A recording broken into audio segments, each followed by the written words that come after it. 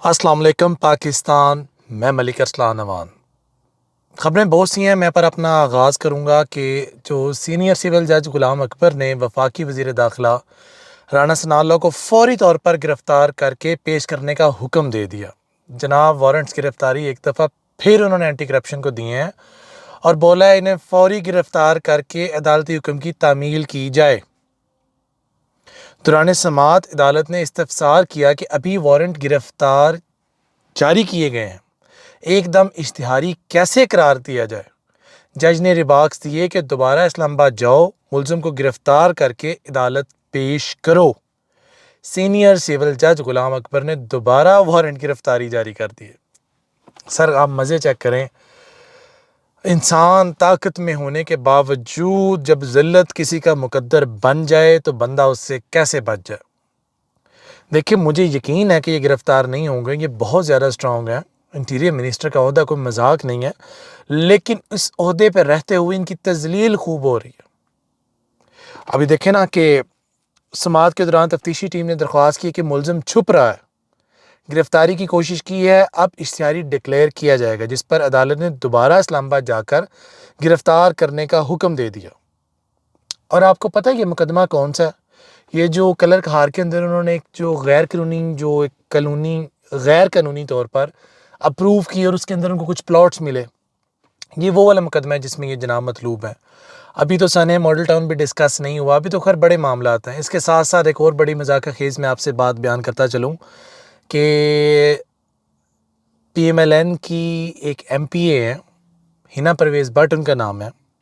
अभी रिसेंटली एक निजी टीवी के चैनल पे एक शो के अंदर उन्होंने बोला जी ख़त नकली है, साइफर असली है। कमाल नहीं कर दिया आप लोगों ने, कमाल की टांग तोड़ के रख दी आप लोगों ने। तो पहले ख़त भी नकली, कागज़ लहराया और कुछ भी नहीं था, फिर साइफर भी नकली, फिर कोई साइफर वाइफर नहीं था, फिर बोला गया साइफर आया, फिर बोला गया साइफर चोरी हो गया, और फिर बोला गया साइफर इस मुल्क पाकिस्तान का विरसा था, इस मुल्क पाकिस्तान की प्रॉपर्टी थी, वो प्रॉपर्टी आपने गायब की। FIA पे इंक्वायरी करके कड़ा इम्तिहान लिया जाएगा आपका, आपको लग पता जाएगा। खैर ये तो एक बात ही। इसके साथ साथ अब इमरान खान साहब भी मैदान में आ गए हैं, और इमरान खान साहब देखें पॉलिटिक्स है, पॉलिटिक्स में बड़ी चीज़ें ऊपर नीचे हो रही हैं डेली बेसिस पे। अगर आप इमरान खान की बात करें कि ऑडियो लीक्स की तहकीकात के लिए अदालत से रुजू करने का ऐलान कर दिया। उन्होंने कहा कि JIT की तश्कील देने की इस्तदा करेंगे। अब ये मामला तो उस नहज पे जाएंगे ना जहाँ पे नो वे ऑफ रिटर्न है। और मैं बड़ी देर से आप लोगों को बताता चला जा रहा हूँ कि ये हालात आहिस्ता आहिस्ता आहिस्ता आहिस्ता उस नहज पे आएंगे जब डोरियाँ सबके हाथों से निकल जाएंगी और बड़े ज़्यादा चेहरे बेनकाब होंगे।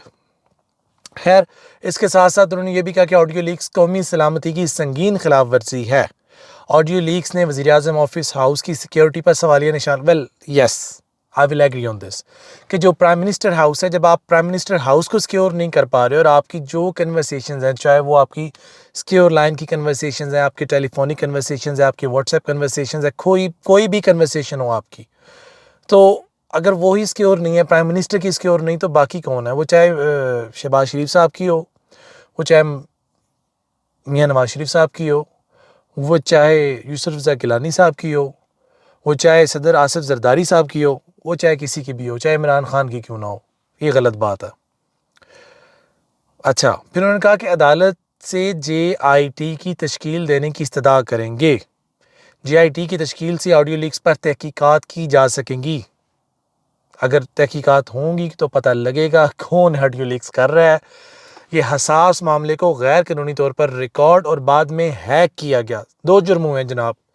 पहले तो आपने रिकॉर्ड करके जुर्म किया और उसके बाद जिसने हैक किया वो दूसरा जुर्म हुआ।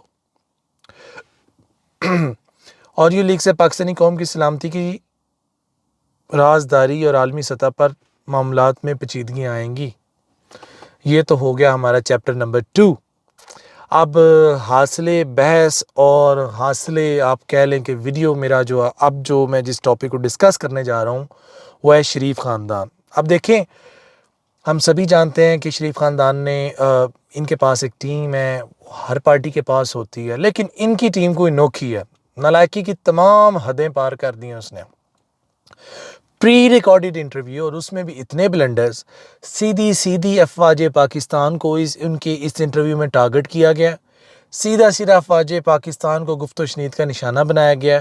میں صرف 2 دن سے یہ ویٹ کر رہا ہوں کہ کہاں ہیں وہ جناب، وہ 30 مار خان اور وہ لوگ جو کہتے تھے کہ جو فوج کے خلاف ہم ایک لفظ نہیں سنیں گے، جو چاہے شاید ماضی میں جو مرضی فوج کو کہتے رہے ہوں.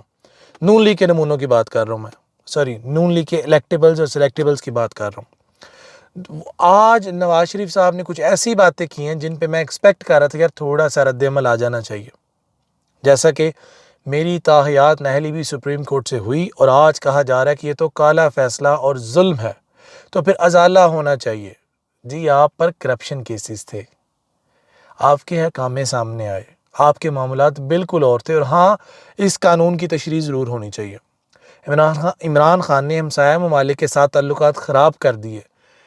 جی ہاں، انہوں نے انڈیا کے ساتھ تعلقات خراب کیے. اس کی وجہ آرٹیکل 365 کشمیر کی جو حق آزادی رائے ہے جو معطل ہوا، جو کشمیر کے اندر مسلمانوں کا اسپیشل سٹیٹس ہے جب وہ لیا گیا، کشمیر کے اندر مظالم جب ڈھائے گئے تو انہوں نے جی ہاں تعلقات خراب کیے، اور انہوں نے ساتھ ساتھ مینشن کیا یہ تعلقات تب تک خراب رہیں گے، یہ ٹریڈ تب تک بند رہے گا کہ آپ کے جو پاور پلانٹس کے جو پرزہ جات ہے، جو مشینری تب تک نہیں آئے گی جب تک کشمیر کا مسئلہ حل نہیں ہوگا.